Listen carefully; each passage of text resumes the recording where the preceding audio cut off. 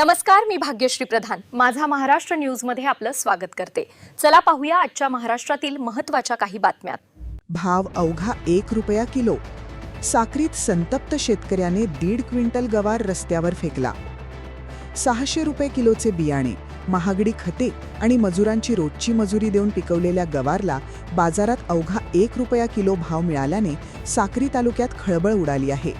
काशीपूर येथील शेतकरी साहेबराव कारंडे यांनी पेरेसपूर फाट्यावर व्यापाऱ्याने 100 रुपये क्विंटल असा मातीमोल दर सांगताच संतापाच्या भरात आपला तब्बल 1.5 क्विंटल गवार थेट रस्त्यावर फेकून देऊन तीव्र निषेध नोंदवला।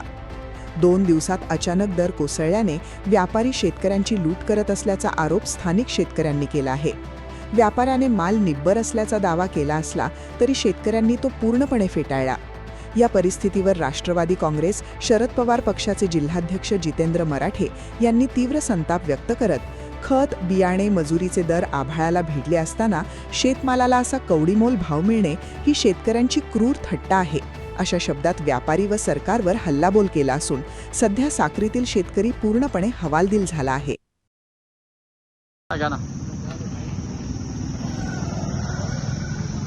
इतक्या कडक उन्हाळ्यात विहिरींना पाणी कमी असताना देखील आणि अतिशय काबाड कष्ट करून उन्हातानामध्ये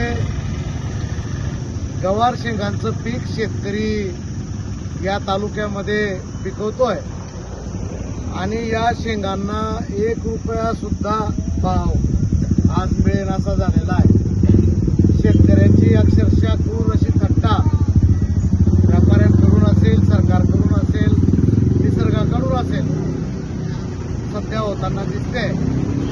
गेल्या महिनाभरापूर्वीच अवकाळी पावसाचा फटका कांदा उत्पादक शेतकऱ्यांना बसला होता।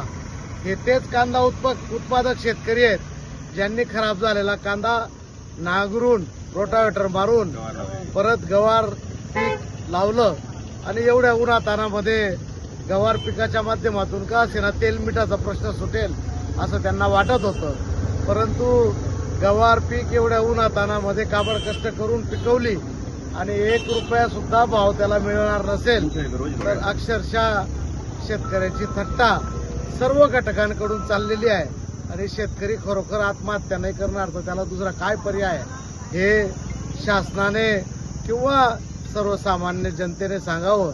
शेतकऱ्याच्या अशा या थट्टेला शासन तर जबाबदार आहेच आहे, पण आसमानी संकट सुद्धा याला जबाबदार आहे।